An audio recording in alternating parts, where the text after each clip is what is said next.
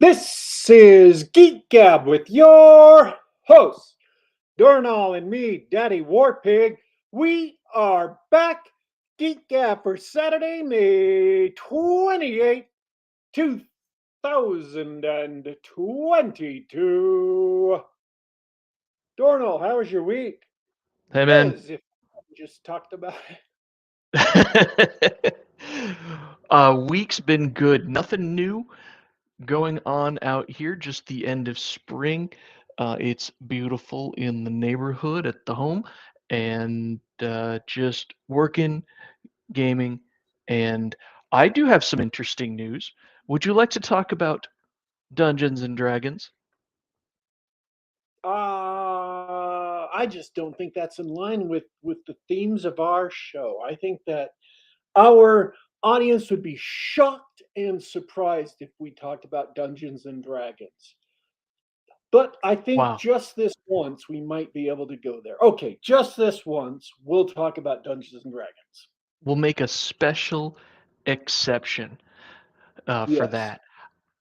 I appreciate that because as if we didn't need more evidence of the wisdom of the Bro SR, I finally got it into my head to begin preparations for a game of my own. And to do that, I decided last Sunday that I would play some AD&D with my brother. And instead of doing the usual D&D adventure dungeon crawling rules, uh, I had him create a level 9 fighter, and we experimented with the domain building rules Ooh. from the Dungeon Master's Guide. Have you messed with those before? No, I haven't. Now, I recall you created a quick setting for Trollopolis. Uh, is that something that you pre-generated, or did you try using any of the procedural generation rules for stuff like the terrain or the encounters or anything? Um I cheated because I did what any good game master does. I grabbed something and cheated it and then uh, added a bunch of memes on top. So you I had an island map already keyed up and ready to go, and you just trollopolized it. I wouldn't say that exactly on the air. I wouldn't say that. So what we did is we took a slightly different approach, and because he was creating a character fresh as a patron, and because he didn't actually level from 1 to 9, we hand waved a lot of stuff away, like how much funds he has and so on and so forth. So we hand waved away some of the costs, but we plopped them down in a hex, and I said, okay, you have selected your site for building your castle. Let's go through the procedure of exploring the countryside and figuring out who and what is there and where you're gonna build everything. And let me tell you what, it's a pretty simple procedure, if a bit time consuming. Because the terrain that you encounter is randomly generated. There's an appendix in the guide, and there's a chance of encounter, a 10% chance of encounter every step, and so you just There's a more or less good chance encounter. there's more you more or less follow those wilderness exploration rules, and you figure out what's there in the hex. And I tell you what, it only took a couple of hours to flesh out his area, and it worked. Not only did it generate this area for a game, uh, it also populated it with some people, monsters, and other encounters, and it was fun to execute. The two of us legitimately had fun because we had so many things come up that we had to make decisions on. I don't know how else to put it, but that system for it sounds like tedious roll dice, write on a map, roll dice, write on a map. When you're doing it with a player, maybe it's not as fun as, going after a dragon horde, but it was fun. It was an enjoyable experience. And at the end, we were both really satisfied with, okay, not only were we happy with what we came up with, but we both had ideas on what was going to happen next. Like there was continued play. And at the end, he was like, okay, well, I'm really happy with this. All you need to do is find players who are going to join and adventure in here because hey, I've got a whole hex full of giant toads that need to be cleared out. For example. Not giant toads. No.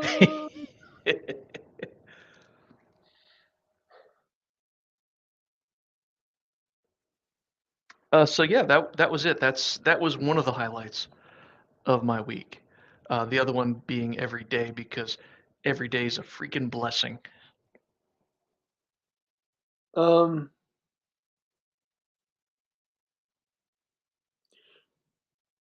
my week's a big blur because I'm working all the time. Uh,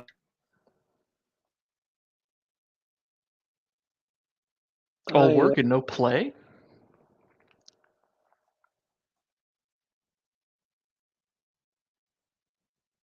yeah.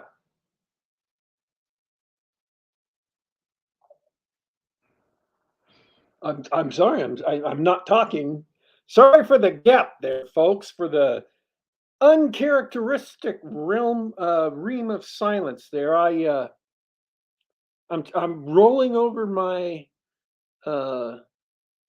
what happened this week in my mind. The only thing I played this week was um, the Trollopolis session. We got bashed in the head for the Trollopolis session. Once again, we set out for this goblin dungeon, and once again, we had a random monster encounter that we barely got any XP for, and this time we'd got no treasure. There were 7 players, and the game master, we ran into like 12 ogres, a band of 12 ogres wandering in the wilderness. And we took on mage drop cloud kill that got like 6 of them, and the rest of us took them on, set up a little ambush, and hurt them. I myself was playing a cleric. When I made the cleric, I picked one weapon that was really good for smashing up small and medium sized creatures, and another weapon that was good for smashing up large sized creatures. So I had my eye on this situation from the day I created this character, just in case. Because apparently I'm a long term planner in the campaign. That's been my MO. So if you're wondering, it was a footman's mace and a footman's flail. Footman's flail are good at smashing up large creatures. You get 2d4 damage for them. Footman's mace has decent width, smashing up small, medium. You get, I believe, 1d8. Footman's Uh, mace, fantastic weapon, especially um, if you're using the weapons versus armor table, the adjustment yes. table. Oh, the footman's flail? They get positive bonuses against all armor classes, all across the. So yeah, you either get +1 or +2 against every armor class. So it's a nice weapon. Um, it really augments your 2 hit. Uh, so it's really good if you're low level.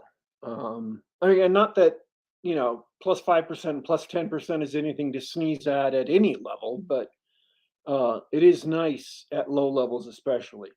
So we got in, we killed Booger, and then we captured one of them and had him lead us back to his lair. And in the lair, we killed everything that was in the lair. And then we went searching for treasure.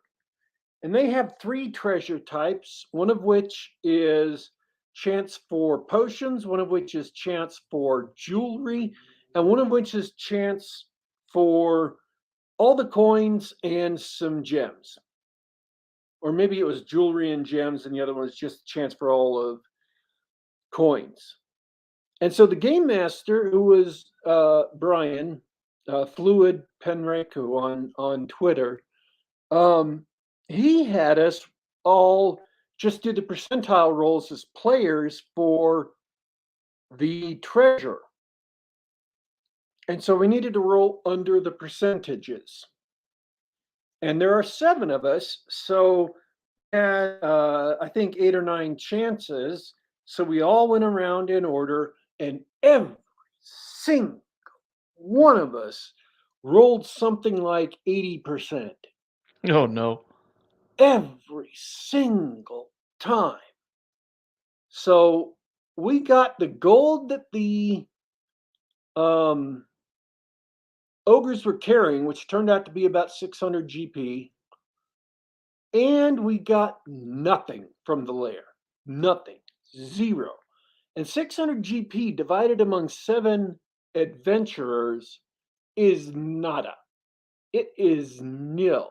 It doesn't even pay for a month's worth of upkeep on your lifestyle.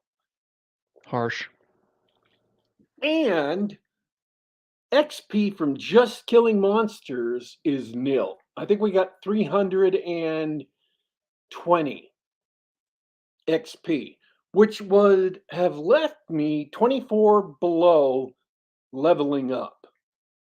And I asked the game master, I'm like, is there anything I can do to get 25 XP so I can level up? And the game master is like, no, I can't think of anything. And then Jeffro says, get a percent bonus for having a high attribute score. And I'm like, yes, actually I do. My wisdom is 17, so I get 10% bonus. And because we got 320 XP, my 10% bonus came out to 32 XP. Oh boy. And I'm like, wow, 32 XP. That just barely did it. And so it just barely gave me enough to level up. And get this. This is the best. This is a capper on the night. This was just like a gift from the golden gods of gaming. I got 32 XP, which puts me up to barely enough to level. But because I didn't have enough gold to actually train, because I need 4,500, because he's 3rd level, he's going for 4th. I need 4,500 level. I don't have anywhere near that amount of gold. That means I'm going to have to go out and adventure for 4,500 GP. And because I already have enough to level, I won't get any XP. None. 0. Zilch for that Dude, adventure. I will just be trying to get some gold. that's And I'm hard. like, it would have been better not to level. It would actually have been better. You regret that 32 XP now. Yes. That 32 XP is sitting like bitter ash in my mouth. So I did have some fun this week, but it turned to regret and tears. Um, but So no, what's I've your been take? doing. What's your take on that from like a game design perspective? Because that sounds kind of unfun, if you ask me. No, I'm fine with it. Uh, See, as a player, you have to make the choice. You have to make the choice to hang with the mechanics, to be comfortable if your character dies. Um, you have to make the choice to be okay with rules that may seem fiddly, may seem harsh, but in actuality, make for a better game, even if they're tough sometimes. You have to make the choice to be okay with, yes, you have to keep track of encumbrance. And if you're running out of food or water, it causes you problems because then you have to come up with innovative ways around it. My innovative way around this training issue, which I haven't taken action on yet, is going to be to talk to the clergy in Minas Mandolf and see if there is some service I can do for the church that they will either waive the training fees or take what I've got that I can pay for training in return for some future service. And that may be just a, you know, downtime adventure, or it may be um, me having to go to whoever shows up next Thursday and say, look, I'm obligated to do this thing for the church so I could get training time from last time. Will you guys help me?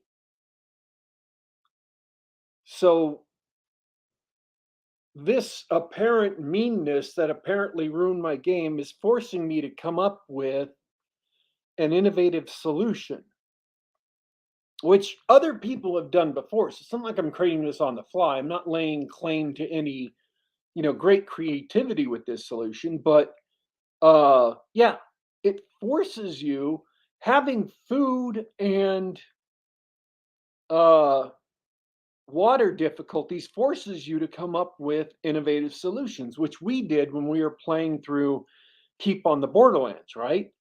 We came up Yeah. with a solution of that cabin we liberated from the crazy dude who sicked his um like jungle cat on us. We used his house to stash casks of water and some supplies, so we didn't necessarily have to go all the way back to the city every time to get supplies. Um, and other things like that, you just start coming up with solutions, and those solutions makes for great playing the game because that's the reward. That's what people find fun about playing games. Is coming up with solutions. It gives you a little jolt of happiness, but it also opens up opportunities for interesting things to happen in the campaign down the line. So we found this ogre lair, and it's this big log cabin that we told Macho Mandolph about.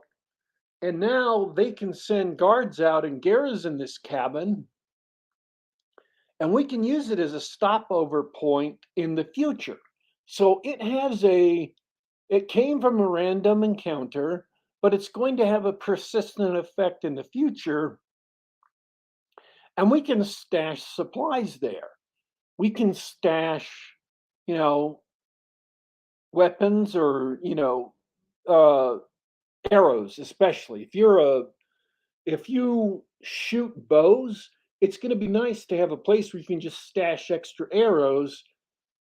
So you're not lugging them around. It's not counting against your encumbrance. You have more space to haul gold, but if you need to, if you ran out of arrows, if we ever go back to this goblin cave, um, we can run back and we'll at this place and be better off.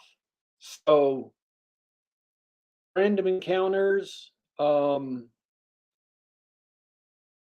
it gives you an opportunity, even though limited ammunition and counting ammunition, keeping track of every arrow you spend, and having to keep track of supplies and stuff like that seems like it's uh, onerous. Actually, turns out to be a good thing. I mean, we saw these ogres coming, and we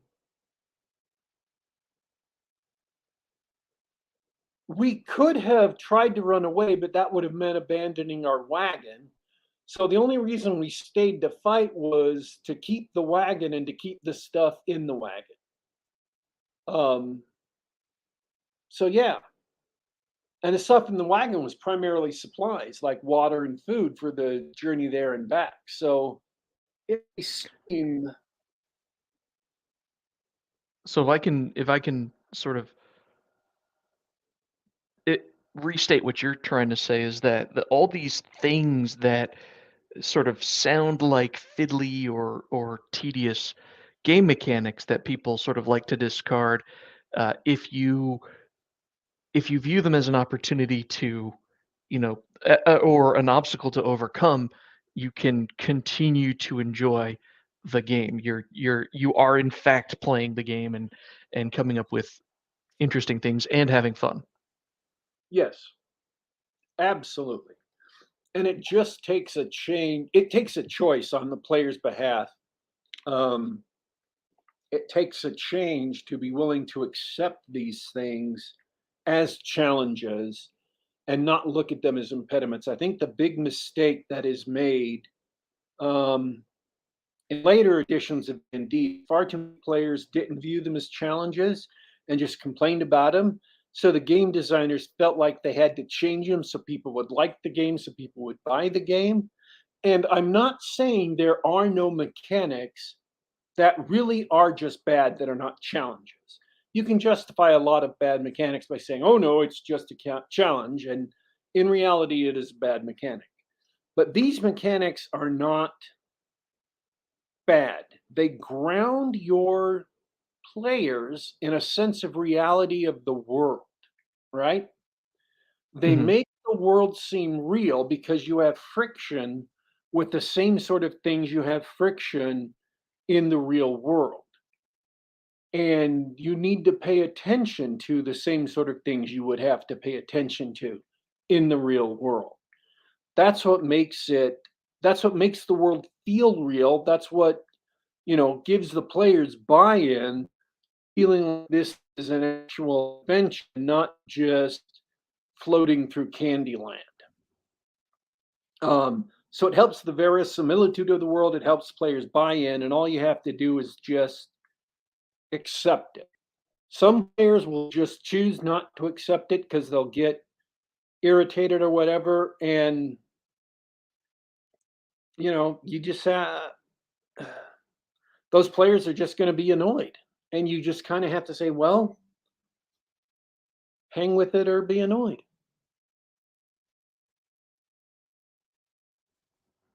Well said. So yeah, I would. Oh man, I could spend all hour talking about this. I have a couple of thoughts that I'd love to dive deeper in on that because it seems to me that you would like to find players who enjoy that challenge. yes, Um, but if you think of players having trouble, I mean, you can't always just find all the right people all the time. How right. would how would you just as a exercise, how would you try to encourage or teach other players to look at it that way? Um, I don't know. That is a game master skill that you have to develop. And that's not something I would say that's something you have to develop just over time. And so, if a player's irritated, you know, by it. It's an interpersonal skill you just have to develop. Say, hey, look, I know you're irritated by this, um, but really these rules are there for a reason, and they actually will make for a more enjoyable game in the long run. Um, so, you know, put up with it, and there will be good effects from it. There will be good consequences for it. And it helps to step back as the game designer to set that out explicitly, or I believe it would help to set that out explicitly, like GM advice chapter, to tell the game master, look, these rules are here for a reason, and they will have good results in your campaign down the line. They're not just fiddly rules that are here um, because we're trying to simulate something or for no reason or because your game designer is autistic. Okay. They're not here because of the tism. They're here because of a specific reason in the design of the game, and they will help your gameplay. Just run it with these rules, don't house rule them, and you will see positive effects. And then actually give them some examples, of positive effects you've seen. I don't like going down that path because you could waste a lot of your rulebook space trying to prove things to people that you can't prove, when it's just really the right answer is, hey, try this, it will work, you know, and be sure to tell your players, hey, this will have positive effects. Um, it's just going to be a much more concise rule book if you just say, these rules are here for a specific reason. We've seen it in other campaigns, play tested it, and they will have positive effects on your game. Try it. Let it roll. Hmm. You may not know the positive effects for several modules in, but trust us, it works. Um, Yeah, and at after least after years and years and decades of gaming, I'm gonna go ahead and say that that's a much better approach than rule zero, saying, "Hey, if you don't like something, throw it out."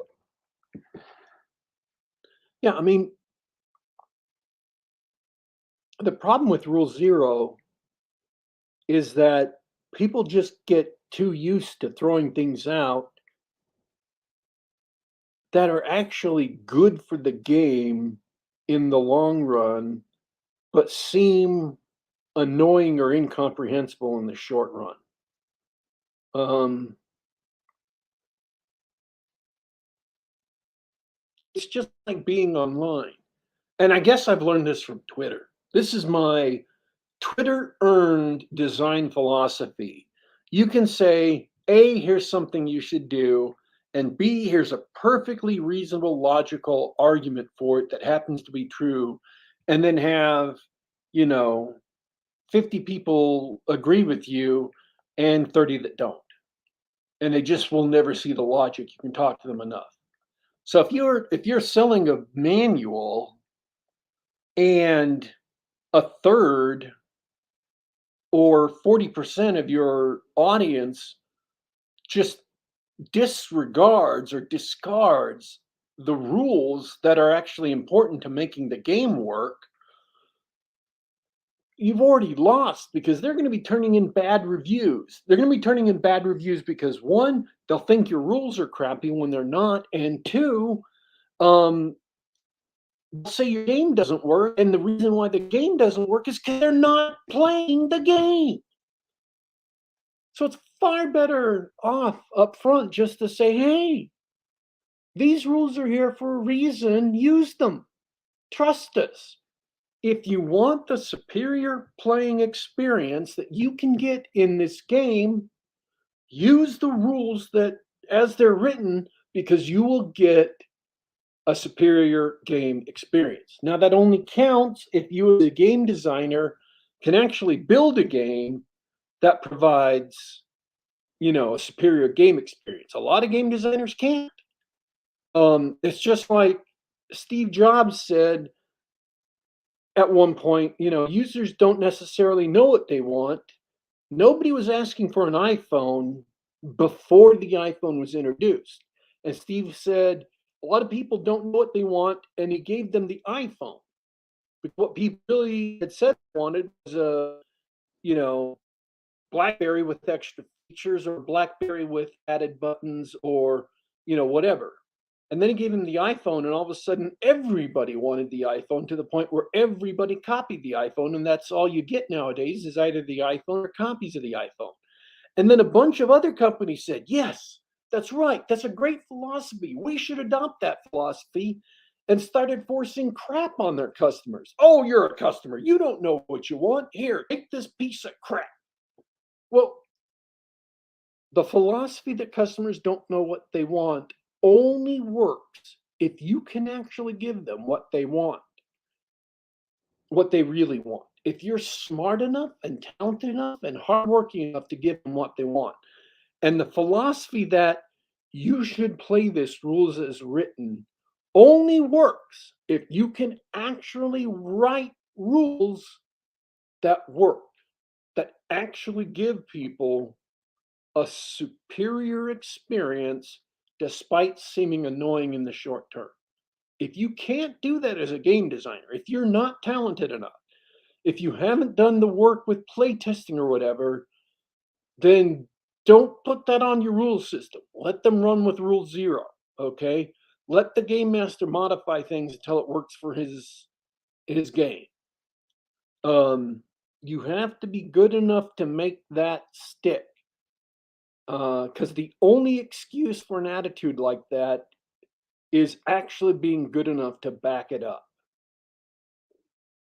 Sorry, I've been thinking about this a lot in the past couple of months.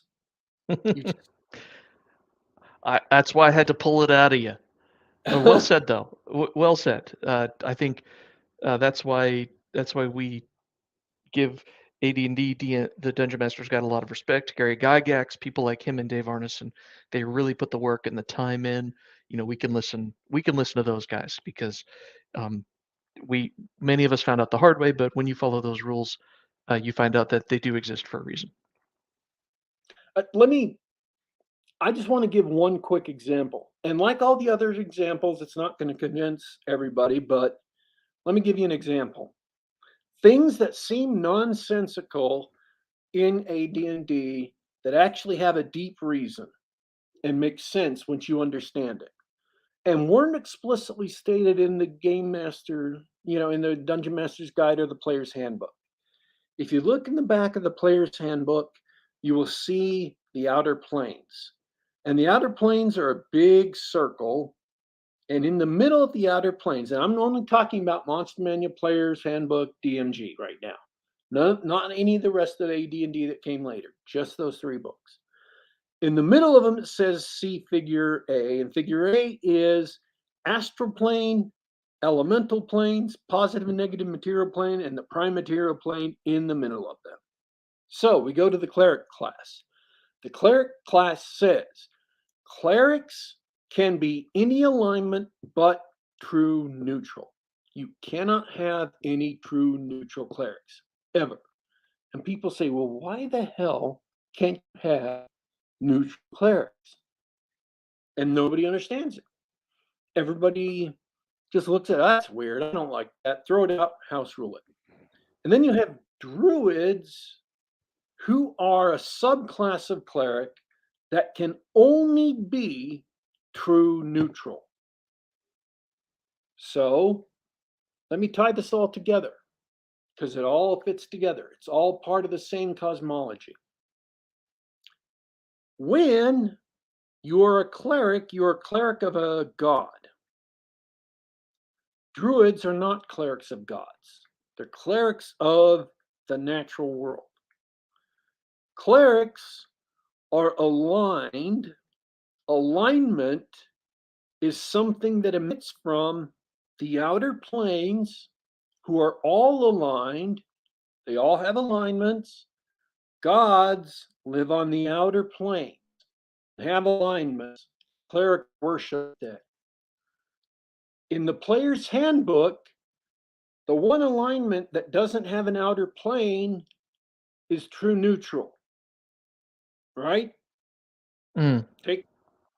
take the manual of the planes, because that's not what I'm talking about. We'll elaborate on that if you want to some other time. What is true neutral is the prime material plane. Clerics get their magical spells from servants of their deity or from the deity itself. Druids worship the natural world, which is part of the prime material plane and is true neutral because it's in the middle of the outer planes. It's true neutral, as are positive and negative material planes and the elemental planes. Elemental planes are true neutral. What do druids get at high level? Summoning elementals. True neutral. What do druids get their spells from? What are the deities, the gods of druids? First off, are the sun, the moon, and trees. Right there in the class description. What powers their spells? Right there in the class description of the PHB. Mistletoe. Part of the natural world. Part of the prime material plane. Neutral. True neutral. Druids are true neutral because what they worship is the natural world on the prime material plane. Clerics can't be true neutral because there's no deities on the prime material plane. There's only deities on the outer planes, and all of them have alignments.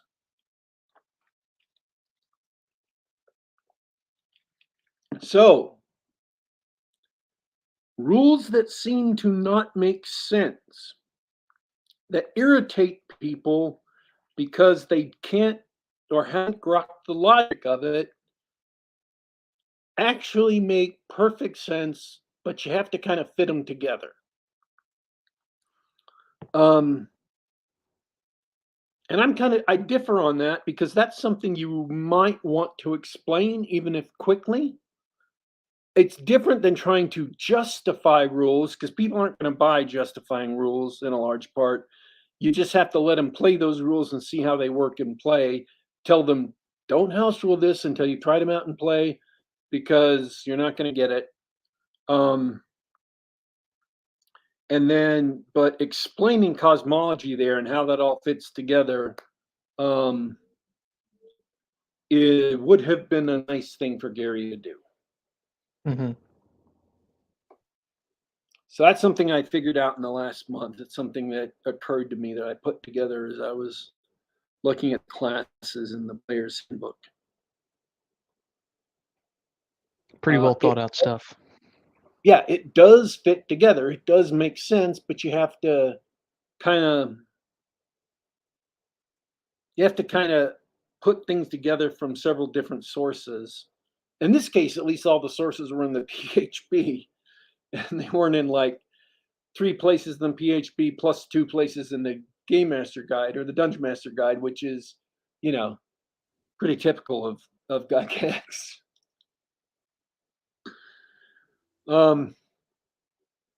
So yeah, that's my that's just an example of why rules as written AD&D is good, because Gygax really did think these things through, even though he didn't justify them most of the time, and even if he didn't explain a lot of the things, they really do make sense. You have, if that you want is an explanation, you just have to kind of put it together for yourself post hoc. And that's not just a Gygax thing. That was the same reason with Torg. I had to, when I was learning Torg or analyzing Torg over the course of a decade or two, I had to put a lot of that stuff together post hoc from statements the game designers make or just made, or just, realizing how the game worked and seeing what effects certain mechanics had and stuff. Yeah, it makes sense. It's not just Gygax. To a large extent, every rule system is like that, because they don't take time. You just don't have space. The longer, the more comprehensive your rule system is, the less space you have in the rule book to tell people stuff like that. You just have to give them the rules and say, these are the rules. So a lot of And that's people what makes That was what makes Rule Zero so insidious, is that it set that expectation for the whole industry. Now, people who are familiar with RPGs just don't. You shouldn't have to explain that sort of thing, right? But we definitely we have a culture everywhere where we don't, you don't read the manual, you don't necessarily follow the rules. That's for stuffy board game types to actually read the rules and play by the rules. Yeah. And people don't realize that the thing they're house ruling has a lot of side interactions with other rules. And unless you're willing to go full game designer on things, you don't know what you're changing or why you're changing it or what effects it has. Uh, so you don't know how it interacts. Very often you haven't been in on the design of the game in the first place to know how changing it interacts. And either that or learn the game system well enough that you know it almost as good as one of the original designers. So yeah, Rule Well, that Zero Rule Zero's evil. generally a bad idea. Yeah, Hey, that was a great game design discussion, but do you want to talk about some animated features you've seen? sure. And one non-animated because I watched it and might as well give a review of it. I'll do that one quick. The Lost City of D with Sandra Bullock and Channing Tatum and Brad Pitt is basically Romancing the Stone, but not as good. It's not a bad movie. It's actually fun and interesting in a few places, but Romancing the Stone is better. So if you have Paramount Plus streaming, you can watch it. It's all right. I mean, it's fun. Brad Pitt is great in it. He is the literally the best part of the movie. Channing Tatum does a fun job, and I really, uh, I enjoyed it. It wasn't torture, and given how many things I've watched are torture, it wasn't a waste of time. But yeah, I'm gonna say it again. Romancing the Stone was better. Sandra Bullock actually, she's a great actress. Her Oscar win was well deserved for The Blind Side. I've liked her ever since. I think I first saw her in Speed.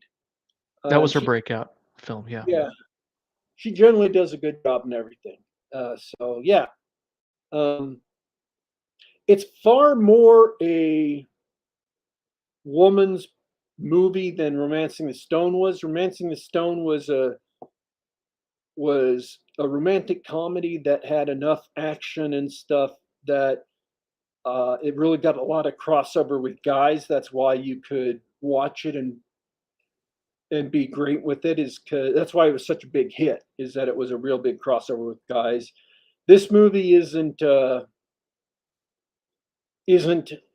exactly as big a guy flick. So you know, if you want something that will help you kind of score points with your significant other, um, yeah, this is a decent movie to do that with. Oh, it also has Harry Potter in it. Rupert, no, that's the Weasley. Why can't I remember his name? Daniel Radcliffe. I don't know. Daniel Radcliffe. Yeah, he's in it and he does a great job too. He's the bad guy and it's fun. Um, The bad guy. yeah. Um, so he's a fun bad guy. I like it.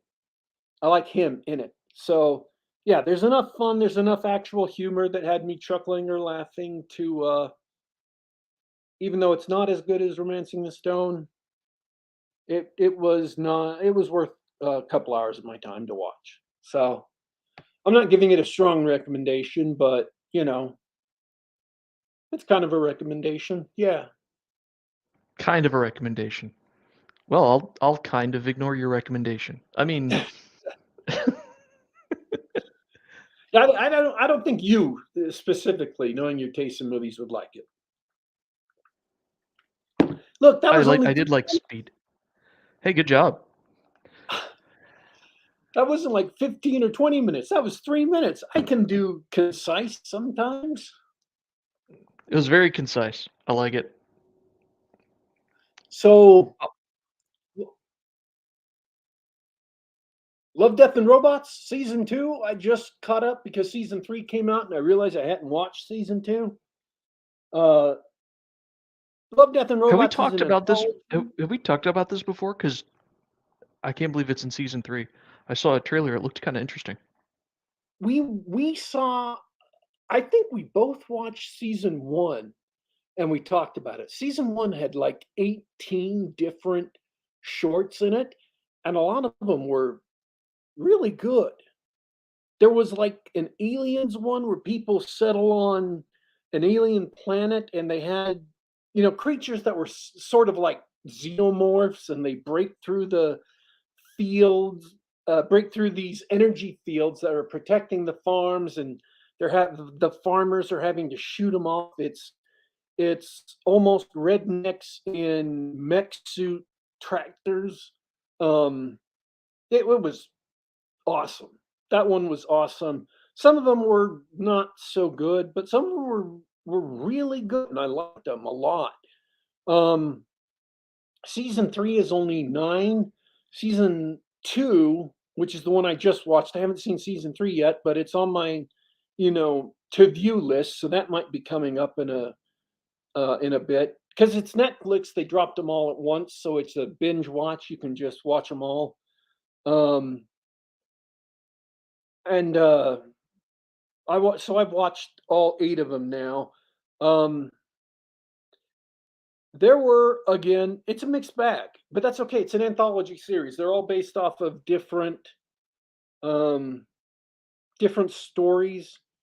Um, and one of them is kind of a satire about what to do if you're, or what happens to this, old lady when her robot automated vacuum cleaning laundry machine starts trying to kill her. Her AI robot starts trying to kill her, and what happens with that. Um, it was pretty funny until then, and I found out it was based on a John Scalzi story, which made all the bad things about it in retrospect make perfect sense. Um, then there was one about a future where everyone lives forever, and so having kids is illegal, and it's grim. But uh, because I will say it's about a future where having kids is illegal and it's a dystopia. So you can take it from there why it would be grim. Hmm. Um, I mean, I really don't. I mean, I'll be honest. I say it, flamboyantly, but our audience is really intelligent people, so they can put that together without needing a lot of more details.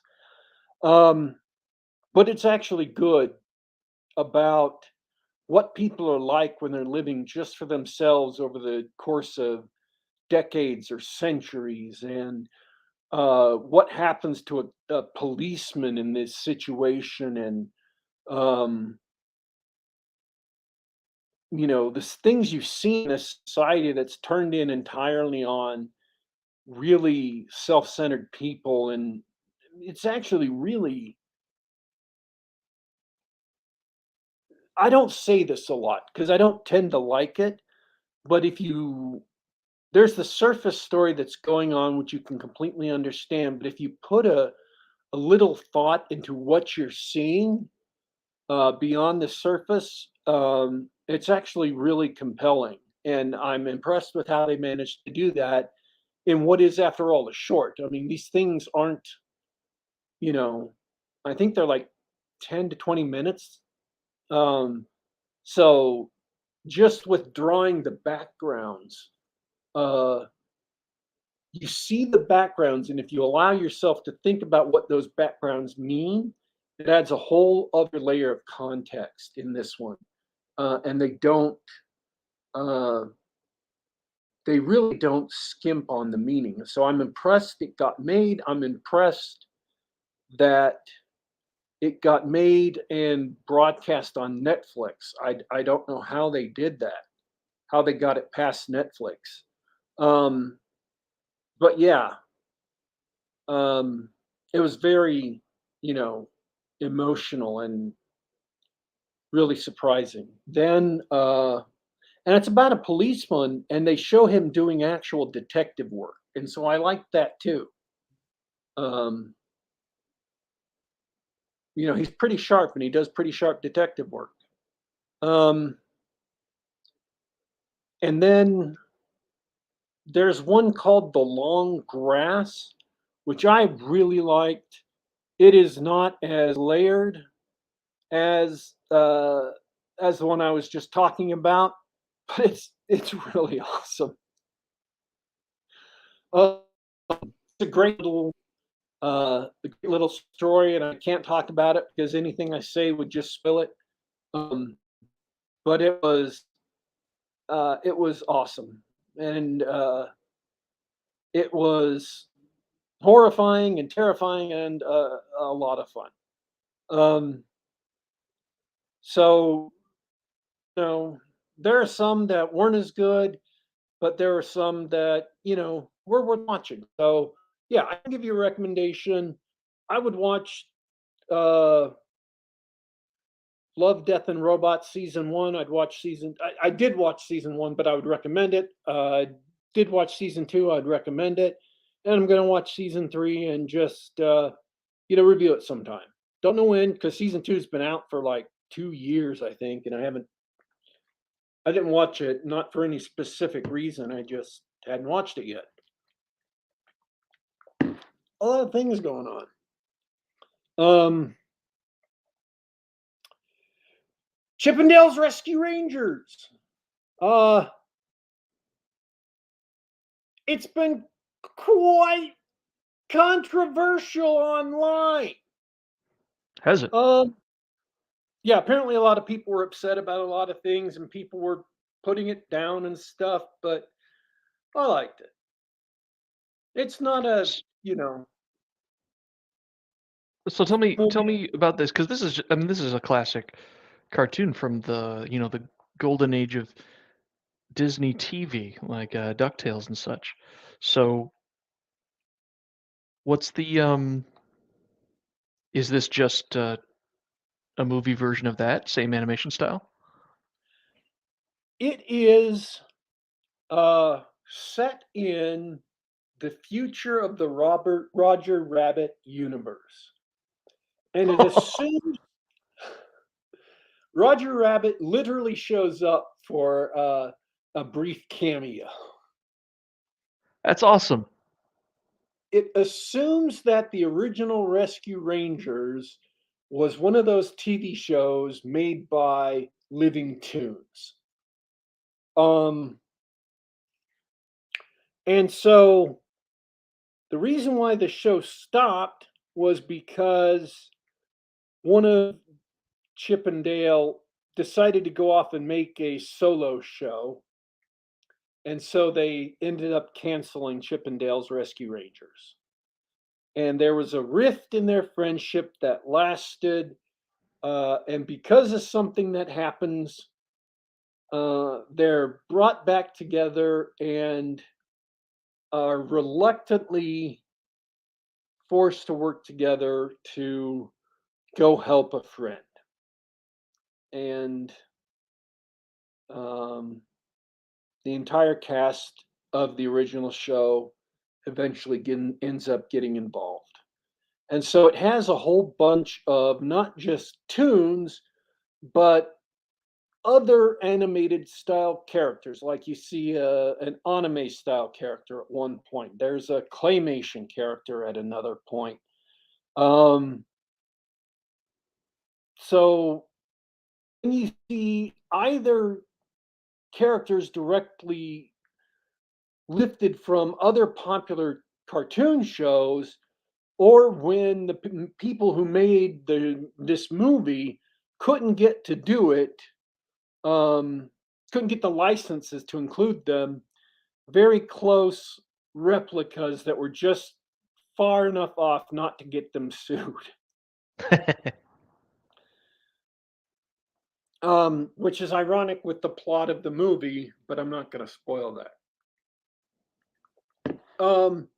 And I want to say that this movie could easily have been made a vessel for politics, but they didn't do it. And the themes were right there begging to be made a vessel for politics, but they didn't do it. So it was obviously there. For instance, in the original movie of Roger Rabbit, all the Toons lived in Toontown, right? Yeah. You could say there was a Toon ghetto and they were segregated from society. Mm-hmm. But in this movie, all the Toons live in and among normal people. They are not segregated in the modern world. Now, one could easily see where that could have been played up into showing how not segregated the Toons were and how they have made progress in all the years since 1940 and how awesome it is that in the modern era things were so progressing so well, but how much more they had to do and how Toons were having to fight for things. Didn't didn't even mention it. Didn't touch it, didn't hint at it, didn't slightly even imagine it. It they didn't come up even in a hint of a hint of a hint of a hint. They just go to school with regular people. And you know, the fact that it even occurred to me is just because I'm so used to getting walloped over the head with the message. Um, so if you're wondering if this is a message movie, it's not a message movie. And that's really reassuring to me. I mean, it was really a relief to not being lectured at all the time. It's not a message movie. And maybe that makes me give the movie more credit than it deserves. But here's something else that was not a message.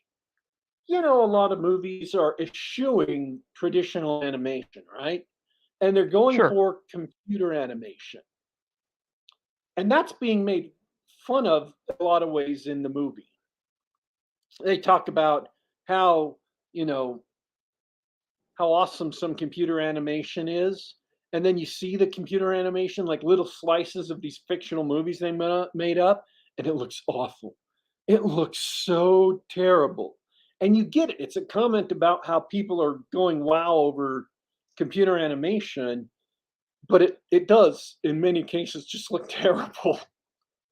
So that's the kind of commentary you get, is commentary on pop culture. But they also have a procedure to surgically upgraded Toons from traditional animation to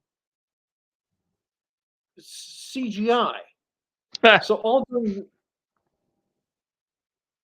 all during the movie, Chip is traditionally animated and Dale is CGI.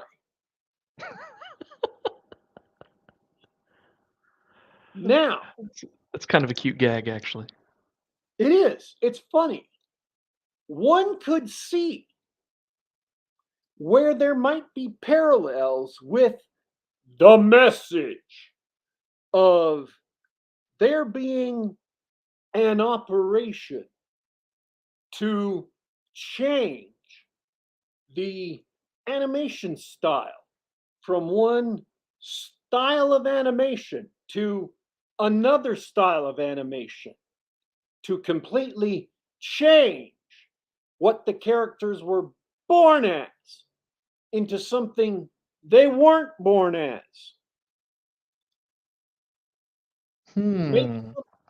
thing they felt that they were really kind of should have been all along. Again, Hmm. there was not even a hint of a hint of a hint of a hint of a hint of that in the movie. It wasn't there. No lecturing, no virtue signaling, nothing. It was entirely a gag about traditional animation versus computer animation and how computer animation was taking over the industry and how all these traditionally animated characters have had to go to being computer animated, like Bugs Bunny and Daffy Duck did in the last um in the last Space Jam movie or whatever, or shorts. So I am telling you, there were big, obvious chunks of what could have been easily used to preach to you the message, but which were not. So this is not a the message movie. It's a movie about fun things. It's a movie about animation, and the only message is parodying. Like they parodied stupid crossover movies, and I wish I could remember, but they had like a Batman crossing over with some dumb other character that's not even in the DC universe, and how everybody was saying how awesome and how dramatic and how it was a silly little character who would never even make it in a big, who should never be in a Batman movie, like Woody Woodpecker or some other character like that. Um, so there were so many things about this movie that were fun. The gags were funny. They did callbacks to things that happened in the original Chippendales Rescue Ranger that actually turned out to be important to the plot. They treated the original not as something to poop on, but as something that was respected. All the things that they do with remaking the originals that we see so often, that just last week I was complaining about, they do not do in this movie. So all of the things you go into a movie being, all defensive about and fully ready to lash about, didn't do. And so I wish I had known that, because it would have made me much less like, cat in a room full of rocking chairs nervous, but I actually had fun. I really honestly had fun watching it, and they didn't do a lot of the things that ruin modern remakes or demakes, as people have called them. And you know, it's not a movie I would buy and uh, rewatch a lot, because I never watched Chippendales Rescue Rangers. I'm not, you know, not for any reason. I had grown out of cartoons by that point. I was into college and role playing games. Um, but it was a fun movie. That so I recommend it. It's a fun movie. You can watch it That's and that's great. I'm glad that you enjoyed it despite not having been the audience for Chippendales Rescue Rangers. That's interesting. Because that was my time. I was definitely DuckTales, Rescue Rangers, Darkwing Duck, Age, and Rescue Rangers was one of the better ones. They were all good, of they course. they have a Disney, even the Disney afternoon that Rescue Rangers was part of, that gets a callback at some point in the movie. Um,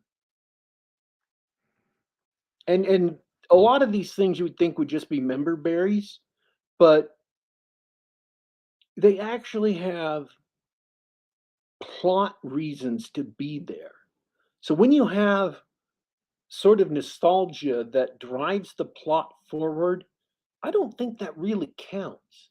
Like funny little things from the show that people who watch the show would remember and be like, oh, yeah, that's awesome. That actually turns out to be a critical plot point. I don't think that counts as a member berry. I think that counts as something substantive. That counts as respect for the original show. Because when you're doing something like this that calls back to the original show, you want stuff from the original show in it. And the fact that because you don't want everything to be different. That wouldn't make any sense. Um, so yeah, I liked it. It didn't offend me just by its existence.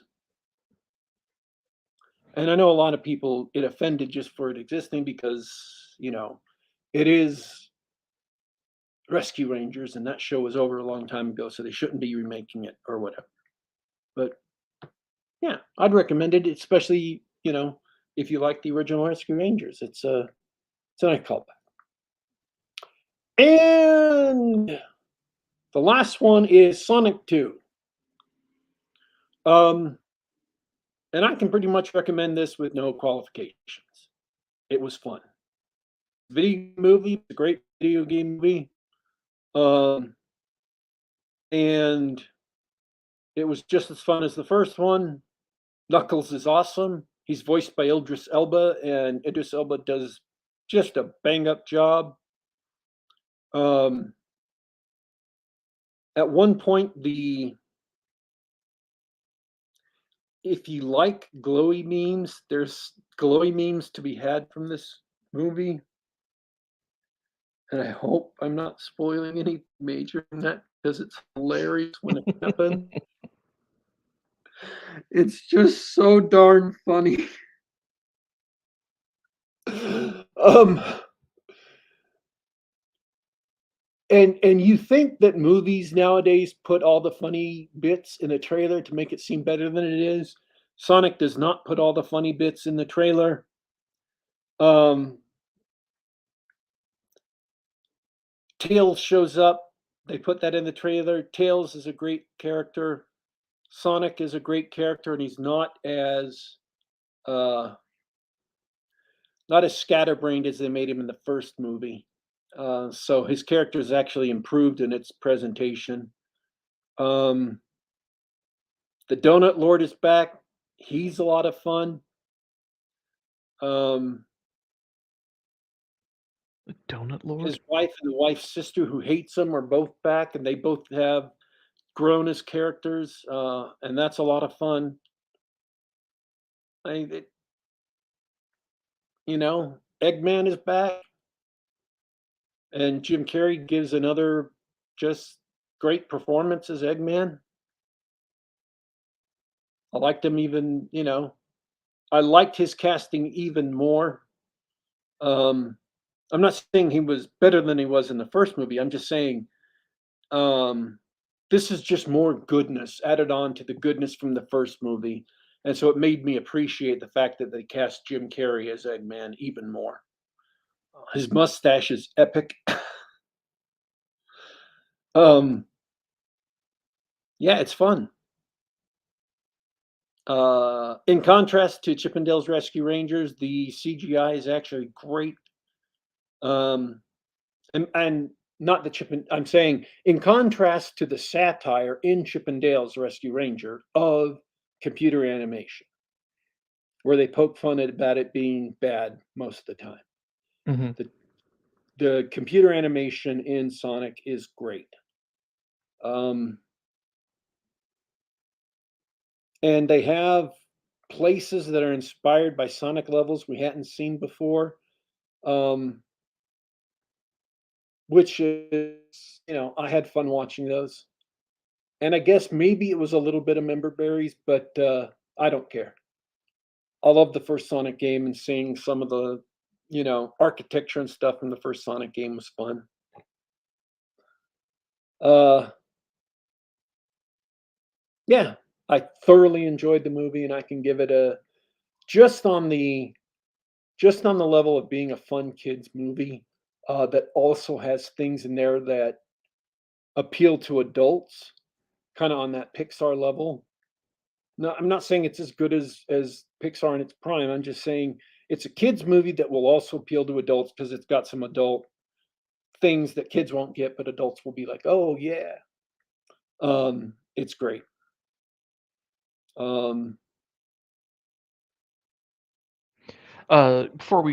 Before we wrap up, Simon Hogwood has one question in the chat. Is there some other correlation between Sonic and Rescue Rangers you'd like to mention?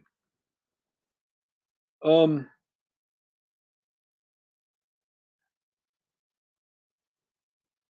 They're just both good, fun movies that respect the original material, and they don't insult the audience. They don't go out of their way to, you know, they're just they are really good uh, exceptions to the general rule for modern movies and modern animated movies. Um, it does not lecture you about woke things either. It is not a the message movie. Um, any any theme or message you could get from Sonic is the same one you would have gotten from a Saturday morning cartoon in the 80s. It really is a kids movie. Um, and Apparently, you might have missed a cameo uh, of Sonic in Rescue Rangers. oh, sorry, there is a huge long again pertinent to the plot actually uh ugly Sonic from uh from the original that they, had to go back and replace or chose to go back and replace for the sake of the movie, which is an expensive but wise decision. Um, they Ugly Sonic shows up, and again, it's pertinent to the plot. So even though he's a meme, he does show up in Rescue Rangers and has an effect on the plot. It's funny. That's great. They're signing autographs at a convention um, because he's a toon. He got cut from the movie, and they brought in the good Sonic,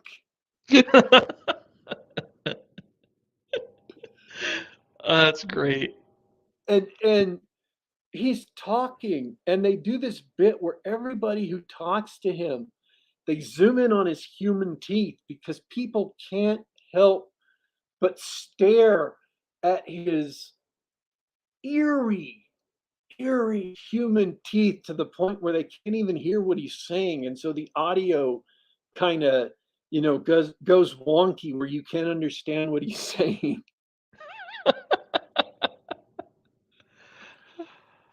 It's a fun bit.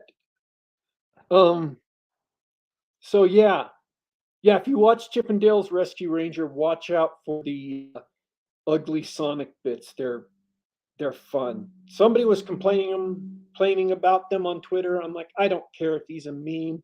His bits were fun. They're just fun. And maybe I'm exposed to too much complaining on Twitter. Huh, maybe.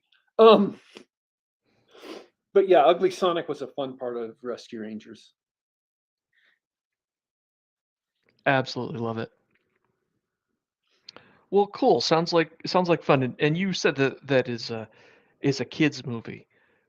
Um, Rescue or not Rescue Rangers. Sonic in particular is a good kids movie. What about Rescue Rangers?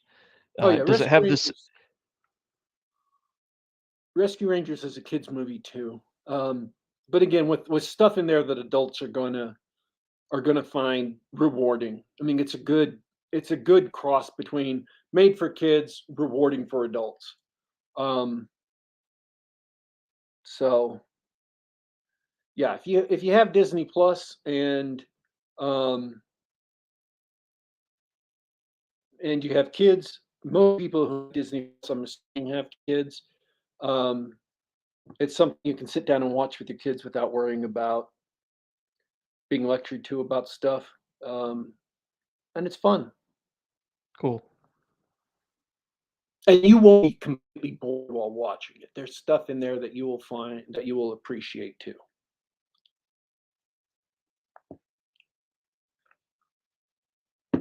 It's surprising to be able to have positive reviews of three things in 1 week and a sort of positive review of The Lost City of D. Cool. Can you I literally can't remember the last time that's happened. I don't know that that's ever happened. No, no. Normally, everything's terrible. so long. I hear good things. I hear good things about Maverick, so I'm hoping to get out and see that. Um, and I'm still being balked in any attempt to see everything everywhere all at once because I hear great things about that and I want to go see that. Um, but you know, uh, yeah. So yeah, Well, good stuff this week. I had a great week. It was not like watching, Picard and Halo. Oh, also you'll, Obi-Wan's out, so I'm gonna be watching that. oh, yay. I've heard nothing Somebody but was awful things about that. somebody was complaining about it yesterday, and because apparently the first 2 minutes of the show, and remember, folks, it's not a spoiler if it's literally the opening scene, so you can't complain about spoilers. Had stormtroopers going into a Jedi temple and shooting up some younglings. So basically, revenge the Sith, right? And the person was just crying and said they couldn't believe how cruel LucasArts was to release it, you know, how triggered they were because of, and I'm just like, guy, um, it's Star Wars about Obi-Wan leaving after Revenge of the Sith. What did you expect? I mean, put the story together. I I honestly don't know if people like that really are triggered, which scares me because it's fiction and it's fiction that had already been done before, that's been done a lot, and you just have to roll with it. I mean, Anakin Skywalker chopped them up with the lightsaber. I mean, I'm sorry you didn't see it all on screen, and I can't believe it was explicit violence. I have to believe it's implied violence, Mhm. but you can't be, you know. Oh, I mean, if people really are that weak, that triggers them and causes them to cry on and go on Twitter, that scares me that people are that weak. Or if they're just pretending, and that just frustrates me. I mean, are you pretending to be that weak? Oh, ugh. Oh, I did have a couple of things I wanted to do right before we go. Um, this week was Christopher Lee's birthday. He turned 100. I mean, I know he's dead. He's been dead for like 5 years, I think, 2017. Mhm. But he would have turned 100, so I celebrated Christopher Lee's birthday. I flashed 7 Dracula um, emojis in my birthday message because he played Dracula 7 times in 7 different Hammer horror films. Plus, he was Saruman and Count Dooku in, Star Wars and so many other great roles. Just an incredible actor. So happy birthday. Also this week, Ray Liotta died. And on the same day, the founding keyboardist for Depeche Mode died, and the drummer for Yes died. Oh. So, along with other deaths that happened this week, uh, I want to, express my condolences to any and all family members and wish them comfort. Um, and wish those who passed rest in peace. Um, and who else had birthdays on the same day as Christopher Lee? I was told Harlan Ellison had a birthday the same day as Christopher Lee, and there was someone else who I can't remember right now. But um, Harlan Ellison, great writer, but also weirdly uh, overly praised. He was both a great writer and overly praised, so it's kind of weird that way.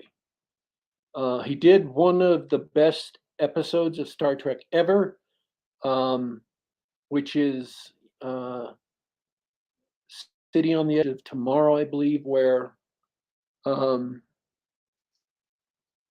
you know McCoy goes back in time and accidentally uh, stops the United States from entering World War II, and all kinds of bad stuff happens. It has perhaps the most apt line I have ever heard in Star Trek ever, which is when McCoy is horrified about the medical techniques of the 20th century when they say that 20th century doctors cut people apart and stitch them up like garments.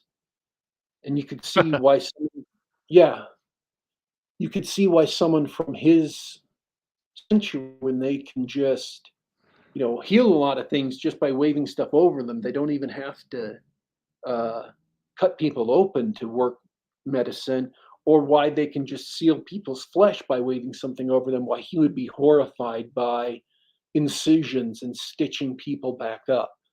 Um, and the absolute horror that the actor said it with was so convincing. But yeah, that's why I say he was, a genius writer, but also weirdly overpraised. Um, or I should say, also weirdly overpraised. Um, so, yeah, I think we're done. Me too. It was a great show. Thanks for chatting with me. Everybody in the chat had fun. We love talking about D&D here. We love complaining about poor writing and everything here. I hope everybody listening later enjoyed the show, maybe got some good information, and think a little bit more about your game design. But for me, I'm signing off for this week, Daddy Warpig. Thanks for being amazing. The floor is yours. Um, all right. Thanks, everybody, for tuning in. Anybody listening, whether you've listened live or listening later, you can catch the show every Saturday, just about, at 2 p.m. Eastern, 11 a.m. Pacific. And come and participate in the chat and talk to our no lie, no irony, incredibly intelligent audience who always has lots of fun things to say. And we are also available later on youtube.com/geekgab, youtube.com/geekgab, where you can read the chat and bask in the joy. Or you can catch us on SoundCloud.com, on the Google Play Store, or on iTunes.com. And you can download us to the device of your choice or just listen to us on the web. We are signing off for today, but don't you worry, don't you fret. We will be back.